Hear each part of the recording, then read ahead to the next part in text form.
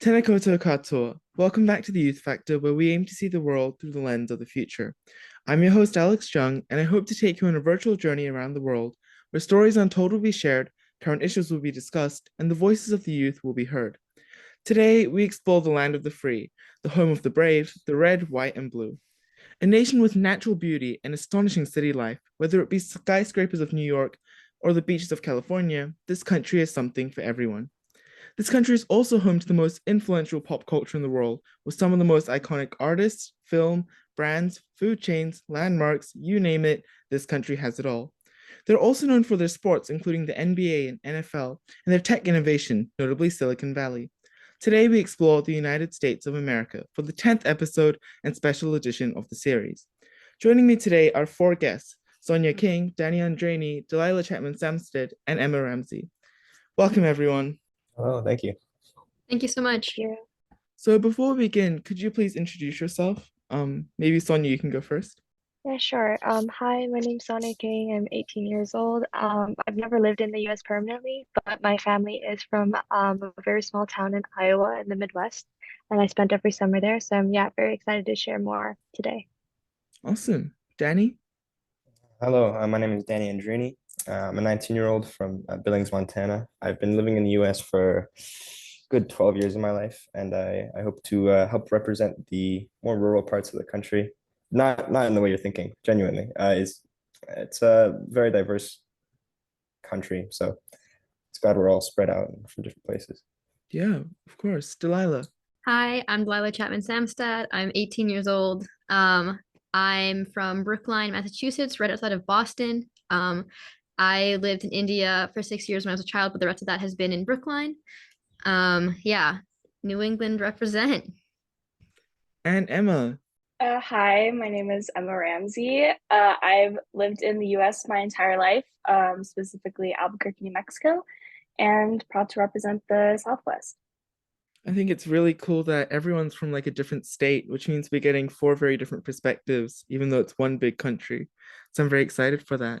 Just a disclaimer before we begin the episode, like always, the issues discussed are current, relevant, and important topics. All statements shared in this episode are not degrading the country in any form, rather discussing the issues that are concerning the citizens. With that in mind, I look forward to a fruitful and insightful discussion. And the first topic of discussion is the Students for Fair Admission's first Harvard decision on June 29th, 2023, also more well known as the overturn of the implementation of affirmative action in schools. Cornell University states affirmative action is defined as a set of procedures designed to eliminate unlawful discrimination among applicants, remedy the results of such prior discrimination, and prevent such discrimination in the future, and it comes in the form of training programs and outreach efforts that further foster diversity. So my first question is, was it a surprise for you when the overturn was first announced? What is your immediate response and emotions to this? Anyone can begin. I didn't really know what was going on until like it happened. Like I wasn't following the case or anything. And so I remember it's kind of embarrassing. I like just woken up. I like opened my phone, like a news headline popped up. I was like, oh, no more race is like factored into college admission. So my first thought when I just woken up was like, oh, yeah, there should not be discrimination. And then I kept reading, I was like, oh, they meant affirmative action. Oh no, wait, that's bad. um, so yeah, that was my very initial reaction. Yeah, was like once I understood like what it meant, I was like, wait, no, this is going in the wrong. That's not what I thought. The headline, no racial like race-based admissions meant. I was like, wait, no, oh shoot, okay. Danny, do you want to add on to that? Yeah, actually, I was sort of hit with the same amount of surprise when I heard it on the news. It was weird because we had like the overturning of Roe v. Wade, which were already incredibly popular, and they were done for, I guess, largely more religious beliefs. But the overturning of affirmative action, I guess, stood out in its own way because it was the reversal of not a human right, but it was the reversal of a long-standing tradition of reparations and trying to, amend some of the problems that the U.S. has had with racial discrimination. And when you see that, it's crazy that the Supreme Court has interpreted our Constitution in such a way that they actually end up. Well, we'll talk about it more. They end up sort of hurting a lot of minority citizens in a very strange way. So it was just, yeah, it was a little bit of a messed up morning. I mean, I don't know. I kind of had a different reaction. I think I follow politics in the US very closely, so I was not very surprised. Kind of Justice like Clarence Thomas has been pretty proactive about overturning things like affirmative action that he's kind of long been um, opposed to, even like despite the fact that he himself benefited from the policy to get into law school. So I don't know. It's just it's complicated. I think, especially kind of as someone who could benefit from the overturning of affirmative action, like that was something to consider as well. And just being from a minority majority state, like that was it's been interesting, I guess, to see it play out in the community, even though we haven't actually gone out and like done a complete admission cycle yet with this new policy. Yeah, I'd like to add a bit as well. From like the Asian American perspective, since I'm Taiwanese, I grew up in Asia basically my entire life, and there are a lot of stereotypes that go into Asian students, particularly when it comes to college admissions. So I guess my response was I was surprised, but at the same time, I was quite worried as to what the reaction would be from my own community and also how that would add more tension between like different minorities in the US specifically. Because it kind of feels like the way the headlines have played out or the way the news has described, it's almost like Asian Americans against the other minorities, which I really don't think that's the case. And I also think it's important not to generalize as in, oh, because we're Asian, we're now celebrating this as like a sort of victory, because I don't think that's the mindset that represents most people. We still want diversity, we still want fair admissions, just it's not one perspective that I think the media should like glorify or that yeah, it's not that Asians are siding with Fox News or anything. I think that's a bit too overgeneralized. Mm. Yeah, I think on the social media and other media outlets, there's often like very defined perceptions of different like groups. Like I know that Asia is an example of it and how they present it on media. So yeah, I think that really shapes kind of very stereotypical perceptions of reactions to the ruling. So in your opinion, why do you think affirmative action is important then? What are the kind of advantages and disadvantages to it?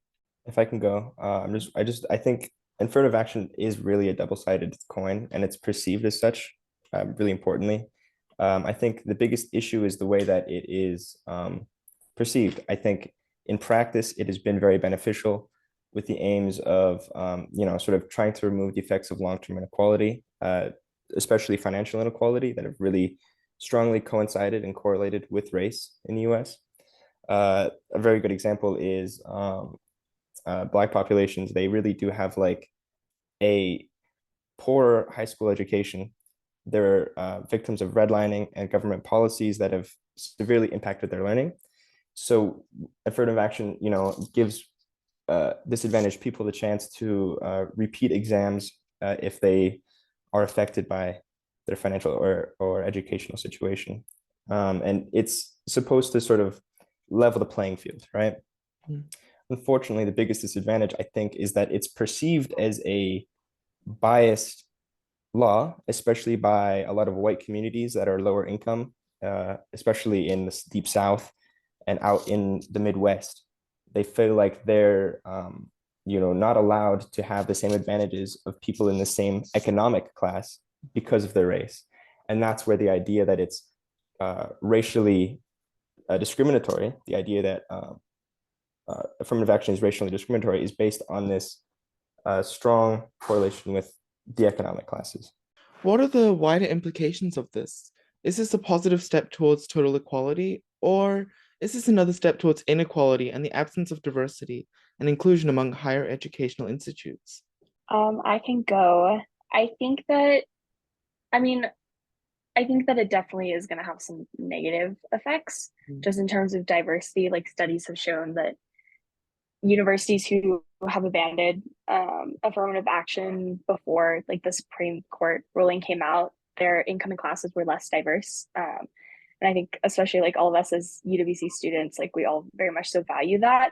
And it just brings so much to your education beyond just like what you can get in the classroom. So that's going to have kind of a lot of negative implications of like what you can learn from your peers. I don't know, but it very much so is like it depends on who you ask, and it's not even just tied to like say kind of the political spectrum, because even like I was talking to one of my friends about this yesterday, and they were very much so they fall very left on the spectrum, but they were advocating for kind of what colleges are leaning towards now, which is kind of maybe prioritizing like regionally where a student comes from or their income class, which could maybe bring diversity to college campuses in a different way. So I don't know, kind of like what Danny was saying, like it's a double-edged sword, and we're going to lose a lot with the end of affirmative action. But I think like there are ways for universities to adapt and make sure that we still can have that diversity in the classroom without it being compromised too much, I guess. Yeah, I think it's very subjective. Like you said, that it's not so much about where you sit on the political spectrum at all. It's more about the personal kind of gains or losses you have as a result of this that kind of affects your perception of it, which I think makes it a more unique kind of case and case study to look into. So, are there any other methods that can be implemented to ensure diversity can be present in education despite this overturn? Why is diversity important for any form of environment? Um, I think just after finishing the college admissions process, I think scholarships are definitely a very, very important route that could be adapted. Especially there are very general scholarships based on merit, but there are also other scholarships based on like cultural background, based on your identity, based on your income class. There's so many categories where you could seek out students with potential and give them that aid. And what higher education does essentially is not only for the person who's being educated, but that someday they can go back to their community or their homes and they can start implementing change in that. So I think, yeah, definitely expanding scholarships to different communities, that's a really big step. And I know for the university I'm going to, they give out 10 or 20, I think, full merit scholarships to students within like the city that it's located in to ensure that local students get access to that university education as well. So yeah, I think that's quite important. Thank you, Sonia. So we'll move on to our second topic of discussion then, which is the widely known Roe v. Wade overturn on June 24th, 2022, which is just over a year now, ending the right to abortion. With Forbes magazine reporting 65% of adults disapprove the overturn, there are extremely critical threats to both reproductive rights, the rights for women, and threats to democracy and legitimacy in America. So, what exactly does this overturn mean for Americans? What is the reality and changes in American society as a result? I mean, I can talk about this.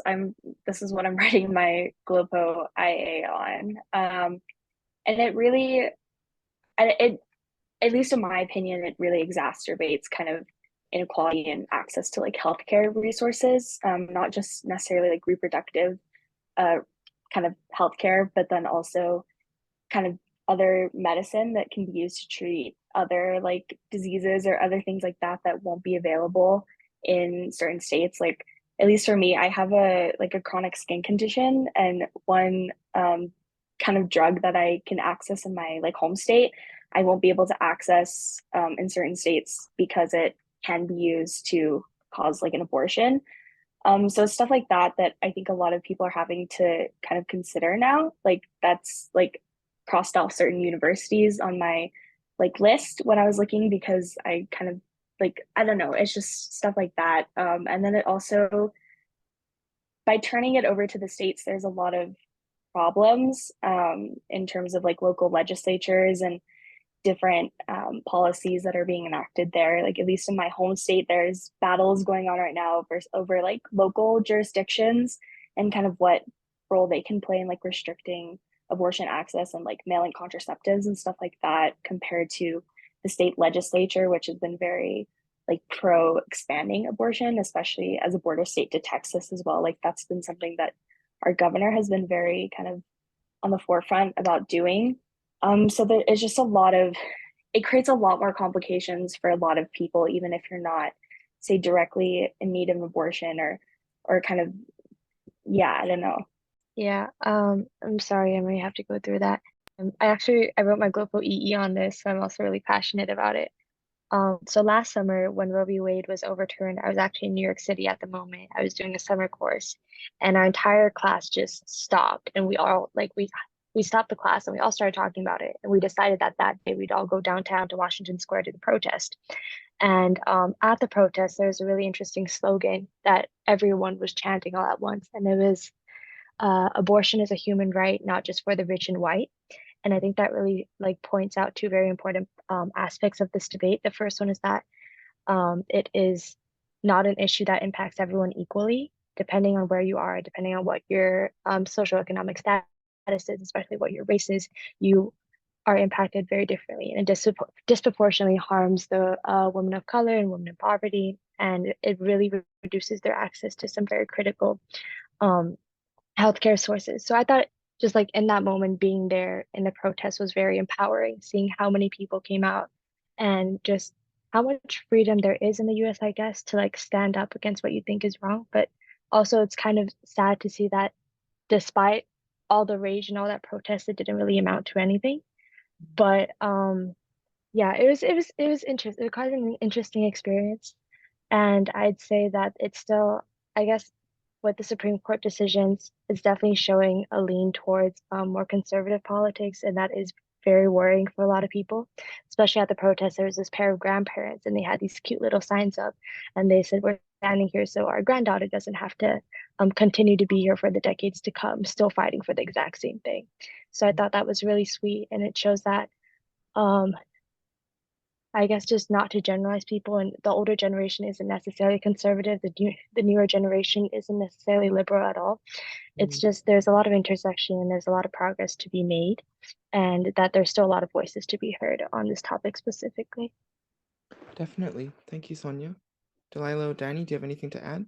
I think for me, although abortion's illegal in my state, so it doesn't really affect my day-to-day life, it definitely does affect like like the university process, as Emma said, like not because I have the same medical issues as she does, but just because if something happens and I do need an abortion when I'm in college, I want to be able to do that. So, like there are definitely some states where I'm like looking through like their laws and going like I don't agree with this and agree with that. Like it's really I don't have haven't done much of my college search yet, but there are definitely some states where I'm like I refuse to go here because I won't be able to access an abortion. God, like if I need it, like that's something that I really think I'll need. I hope I won't need access to, but I want it if I do. So yeah, it's more like in these broader ways. It's affecting me more in these broader ways that I didn't initially think of when the decision came out. Thank you, Delilah. Yes, Danny? And just listening to you guys, I actually thought it'd be a good idea to bring up a current problem with Roe v. Wade at the moment is that individual states, they're not only banning abortion within their own state, but they're keeping tabs and ascertaining medical records of their citizens from other states in order to fine them or to arrest them for having an out-of-state abortion in a place where it is legal.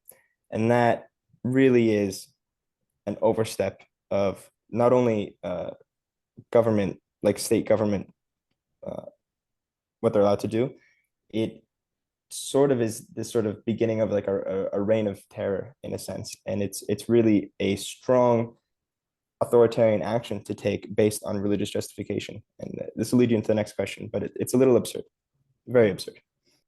Thank you, Danny. And so the next question is, how does this demonstrate a threat to democracy in America? Is the Supreme Court acting in an authoritarian or unjust way? I think I wouldn't say that the Supreme Court is necessarily acting as an authoritarian thing, but when you describe them as unjust, I think that's definitely true. You have, as Emma mentioned, justices on the Supreme Court, for example, Clarence Thomas, who has been known for taking bribes, who has not been transparent with who he is aiding and who he's interacting with, right? And a lot of these decisions are not based on, ethical readings of the Constitution. They become politicized. And this is a really slippery slope because when you have the last branch of government that is meant to be apolitical, when the Supreme Court falls into the polarization, you sort of run the risk of having every system of government in this country be a part of a single party. And if the GOP, for example, wins the next election, if the court is packed by Donald Trump, meaning that there's more conservative justices putting into the court, we have lost all possibility of uh, maintaining free and democratic elections, especially when the court is lost. Yeah, I mean, I'd agree with Danny. Like, they're not, I wouldn't say they're acting in an authoritarian manner. Like, I think that's a pretty harsh word, like, harsh way to word it. But I think that all five of the justices, or all six of the justices, sorry, who like voted to overturn Roe v. Wade, they lied under oath when they were giving their confirmation testimony, which is problematic, I guess, to say the least. And like the court is supposed to kind of represent the will of the people in a sense. Like they're supposed to take not only kind of the law into consideration, but also just how the country has changed since they were last asked to kind of rule on this issue. So I don't think they're really taking that into consideration. And I mean, the Supreme Court is, I don't think, I mean, with a lot of things in US politics now, like the Supreme Court is just a symptom of so many other problems that we have right now in our political sphere that like yeah, I don't know, but I think that there's also like Danny mentioned it a little bit earlier, but the legal term what he was talking about with citizens like or like states kind of collecting data on their citizens and then having other citizens like sue one another, it's called private right of action. And that's kind of problematic in a sense too. I talked about this with a local county commissioner who, like, his county recently enacted a ban on mail-in contraceptives. And I think that but kind of what Danny was saying, it's a very slippery slope in terms of like what can the government kind of promote, like because in a sense the government is promoting private citizens to sue one another for violating their law because they can't. And it's kind of like where does it end? Because private right of action, at least like from what I know just from other kind of legal work, it extends to like voting rights as well. So kind of how far can private right of action be pushed and to include what issues? Like I think that's a kind of a slippery slope to be dealing with. Mm. Thank you, Emma. So the next question is more about the human rights side then. So in what ways does this overturn demonstrate a violation of human rights? I think there's lots of obvious answers to this. Should the right to abortion be a universal right? If so, why is it so heavily contested? I think that, I mean, obviously the kind of biggest one is like right to personal autonomy. And like what kind of Roe v. Wade was built under was the right to security. But then when you kind of look at the other side of the argument, I mean, there's the like the pro-life movement is built on the idea that like the fetus has a right to life and like they weren't asked to be conceived. And so why should this like mother be kind of able to, I guess, kill it? That's kind of what they believe. And like if you engage in kind of an act, like you should be prepared to deal with the consequences. But I don't know, personally, like I think it's an argument to be had for sure. But I think there's a lot of kind of like past like the actual fetus like being born or not. Like there's a lot that affects the woman, like because it's a long-term situation. And there's so many kind of opportunities that like mother would have to give up if they were to go through with the pregnancy. And so that's, yeah, but there are definitely like there are two sides to the debate for sure. I think one problem of the this particular debate is that people see it just as like pro-life being pro being born, but they don't really think about the life that comes with the child after that. As in, the U.S. has a very broken foster care system. Um, the outlets for children who are born to families that were not expecting them are very, very limited. The woman loses opportunities, but the child themselves, they also lose opportunities and they lose often a chance at a very good life. And so I don't think it's just about the process of bringing someone into the world, but is the government or is this family or is the mother or is the father, are they able to and can they afford to take care of this new life? So I think that's a really important part as well. And I guess the issue with human rights is kind of that there's so many factors that go into it. And with this particular debate, religion is probably one of the biggest ones. And that's something that probably inevitably no one could agree on globally. So it's very hard to say that this could be universal someday. I think that's almost impossible just because there's so many different religions and so many different interpretations of those religions and different ideas of what life is and what life could be and what we're responsible for and what we have freedom for. And it's constantly evolving. And the US is already one of the most progressive countries in this way, but still there are a lot of conservative drawbacks and a lot of strongly rooted Christian values that I guess kind of overlap with like the progress we want to make, but kind of also go against it sometimes as well. So just because it's such a diverse country, there will always be different opinions, and that's like the largest hindrance to it. So, what form of activism, changes, or any form of opposition must be made for there to be some change? Are we still at a point where change can be made, or is it unfortunately too late? I think when it comes to change, a lot of the problems that we're having with the overturning of Roe v. Wade, with the overturning of affirmative action, and sort of outside of the conversation topic, issues regarding election fairness, right? The problem is that since the Supreme Court can no longer be trusted, it's not no longer a popular court. There have been senators, specifically one of the senators from Rhode Island, has proposed a change in the functioning of the Supreme Court.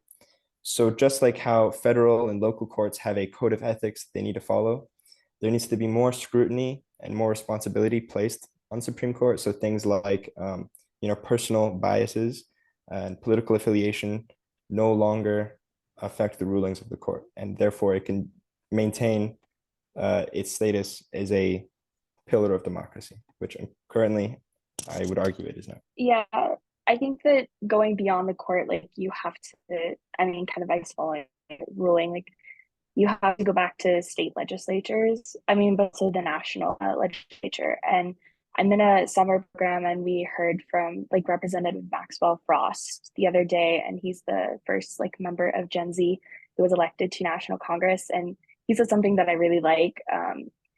Essentially, when Congress, like men and women, go in to vote, all they do is they swipe a key card and they press the button. And like when you frame changes, we just need to press a few more buttons. Like I think it seems much more possible than this idea that we need to like make catastrophic change overnight. Like it will take a lot of time, and this goes back to the kind of idea of like all these things are just like symptoms of the problem, not the actual problem. Like if politics takes a turn back to being, how can we how can politicians actually help the communities they're serving and really put themselves in those communities and make sure that they're kind of voting the way like that their community would want them to, then I think it's very, very possible to get a few more buttons pushed and to get like legislation that has real implications for real people in a very positive way passed. But I think there has to be a lot of reform in how we view politics in the US. And it can't just be about partisan back and forth. It has to really go back to being about how we can help people and make kind of their lives a little bit easier. I agree with Emma, and sort of like to take a maybe a more philosophical approach to the question, like can change be made or is it too late? I mean, I think just things change with time. So I completely agree there should be a push for more like popular action, like effective legislation, like for the people by the people. But also like I think it's possible that even if it takes decades, there will be change because people, culture, societies change, and that's just the way it is. I mean, putting oneself like in the opposite shoes, like a pro-life people, presumably like in the 70s when Roe v. Wade was initially enacted, they're like, no, oh my God, the babies. And then they had to wait 50 years and it got switched to their side now. So maybe for us, we like, as much as we fight, maybe it'll just take time to be changed again. So yeah, I think like nothing is static. Changes always. We just have to wait. I mean, we should take action, but ultimately change happens eventually. Hopefully it doesn't take 50 years though to reopen. Let's hope. It's a pretty long time. Yeah. So the final topic of discussion is LGBTQIA plus rights in America. Obergefell versus Hodges was a significant step forward with gay marriage legalized. However, what is the continuous discrimination against the LGBTQIA plus community that is prevalent today? I mean, I think we've been seeing a lot of discrimination recently, especially in legislature, like the Don't Say Gay bills, like in Florida and other places. And like right now, the attack against drag queens, which I find ridiculous. Um, I mean, like also just um in society in general. I think like we saw with Trump getting elected that a lot of these like conservative and bigoted like ideas were seen as more acceptable because someone had gotten elected with them. So yeah, grab them by the pussy. Um, and so I think that that has contributed to it becoming more acceptable in society in general to hold these beliefs and to like be proud of them almost.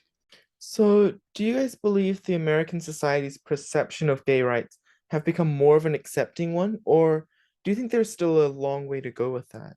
I can't. I personally am straight, so I cannot say what it's like as an individual person and part of the community to know what it's like. But what I've noticed in the way that these rights are talked about and discussed is it's not that it's necessarily more supporting, but people are more vocal. And I think that leads to a lot more polarization. So there's people who are, very strong advocates, and there's people, a lot of very large communities of allies and people in support. But at the same time, with the growth of support comes the vocalization of the opposition, right? And it leads to really um, take Florida, for example. It's become a very unhospitable state for people of the LGBTQI community, and it really, uh, I guess, it's become a lot more unstable. And it's a big problem with the U.S. is, depending on where you are, your life is going to be completely different based on your identity, and it's not a good direction for a country to be going, I don't think. Mhm.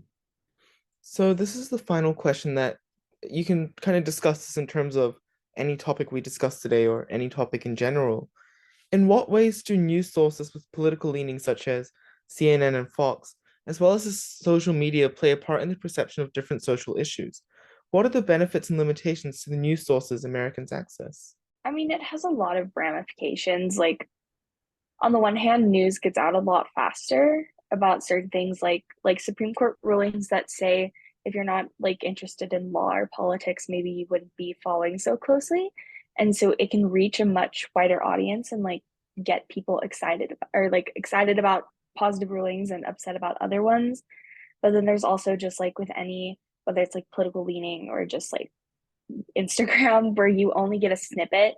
I think Delilah touched on this earlier with like she thought that um the recent like Supreme Court case dealing with affirmative action, like she thought it meant something different because of how it was framed on Instagram. And that can have a lot of like implications. And then also like you just aren't getting the whole truth.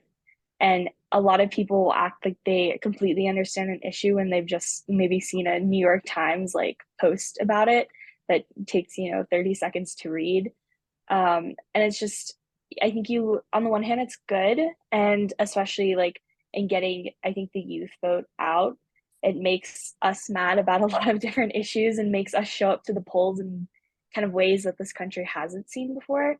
But then on the other hand, there is so much nuance in policymaking and in kind of legal arguments. And a lot of that gets lost. And, that could lead especially to like the polarization of the different political parties and just make a lot of like other issues a lot more kind of difficult to solve.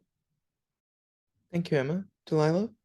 I think that the media we consume, like in the news we consume, influences how we think, obviously, because that's information we're getting. So I think especially if you're someone who like doesn't really follow things, you just like read whatever headline comes up, whatever thing on Instagram comes up.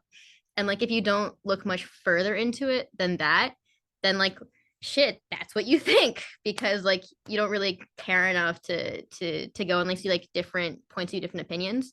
And so with these like biased news sources like CNN and Fox, I think if you only stay like if you only stick to that source, you only look at articles made by like these organizations like with these views, then they will become your views. You get a very biased opinion because you're reading biased information.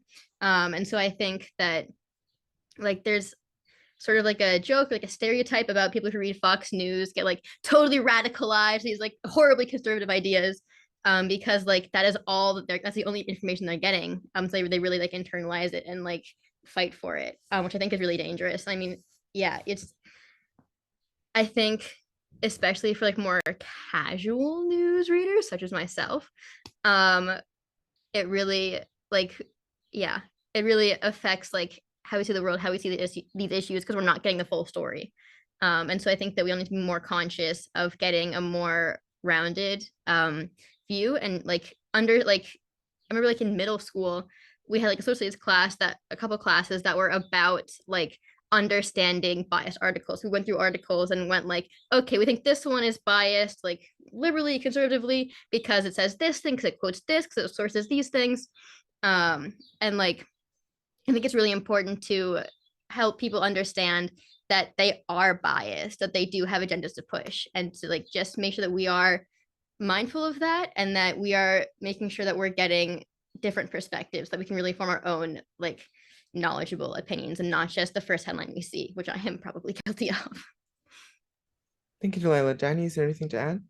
Yeah, I think there totally is, and I think both of my pals definitely touched on it before. And there's an issue with the polarization of our news sources, especially when they're mass media, cable news sources like CNN and Fox. They sort of originated as corporations, and we need to understand that they function not necessarily as extremely ethical journalistic organizations, but they have a very strong tendency to operate as corporations with people who are investing, people who are interested, and importantly, a CEO on top. So many people consume CNN, MSNBC, and Fox, and we got to understand that Fox is considered the part, like the news source of the Republican Party. CNN and NBC are that of the Democratic Party, right? But if either news company has a change of leadership, like CNN did, their political leaning will drastically change. CNN used to be a much more left-wing organization, and with the new leadership, they fired a lot of their progressive anchors and have become a much more centrist, borderline conservative news outlet. And the real problem there is that we have a major problem with talking heads. And I think a lot of people are familiar with the term of talking heads. And it's the idea that people who have sort of power and political influence and are affiliated with the corporations that produce the news for us, the bias is not only present, but it's fully integrated and it's never mentioned. I think that, yeah, the cause of the bias is what is scary, because it's so deeply ingrained in the way that our economy operates, and it's just crazy. It's not safe. It stops different viewpoints from existing, and then therefore the polarization comes because you can only be one side or the other. It's a small closed-minded box that you are forced in, and it's hard to if you live your day-to-day life and not be aware of so many other perspectives that can exist. It's unfortunate. I think a lot of people are becoming very sick of mainstream cable news organizations. Thank you, Danny. And thank you all so much for sharing. Are there any last words you'd like to say about any of the topics we discussed today, or are there any ways we as the youth can make an impact or difference? I like to say some like just add on something about the effects of anti LGBTQIA plus discrimination in the country. I am queer, although I think I'm lucky in that I can sort of hide it if I need to. And also I live in a very like blue democratic state, very liberal state. I'm like my town is very liberal. Like I think I'm incredibly lucky in that I'm so safe in my identity, and that I am able to like proudly own it and discuss it, and like not be worried that I'll be targeted or discriminated against because of it. But I also know that like also like as I was thinking about affirmative action, it also will like these states' policies on it and like viewpoints on it will affect where I choose to go to school. And then I have a genderqueer sibling who is much more visibly queer, and like that affects where we will vacation, because we don't want to take them somewhere where they will be harmed or targeted. And so I think even if like I'm safe where I am, the rest of the country, how am I trying to say this? Like I'm still affected more broadly based on like where I will visit, where I will go to school, things like this. I think just adding on to like what can we as youth do? I mean, more targeted to like youth based in the US, but I think the biggest thing is go out and vote. Like every vote matters, regardless of how big or small your state is or your congressional district or how like prominent your congressman or woman is like in policy making. Like every vote matters, and also just like getting involved. A lot of people tend to kind of, look at issues and be mad about them, but you need to actually get out into these communities, and you're not going to understand how certain kind of policy decisions affect people until you go and ask them and really see it with your own eyes, and like really just, and this can be done not only in the US like for these issues but any issues, like really getting out there and seeing how kind of people live because of this, and that'll give you a much better idea if like you are ever to rise to a position where you have the power to really influence kind of the policy that can be made. That'll give you a better idea on how to actually solve these issues instead of just kind of creating more issues when you're trying to solve one. And yeah, I think Emma said it really well. For the love of God, if you're of age and if you live in a democracy, please go out and vote. If you don't live in a functioning democracy, and it's safe to do so, your opinion is still important. And I think, we're talking to a lot of LPC students and a lot of people who are already going to be interested in politics. But if you're not, there's so much value in paying attention to what's happening around you, because if you let it go by and the young populations are apathetic towards what's happening in their country, you let people who are not your friends decide so much about your life. And it is a very dangerous thing to have. So yeah, as we all agree, please vote and pay attention to what's happening. Even if you're doing it just a little bit, it's going to help you so much. It's going to help all of us very much. Thank you very much, Al.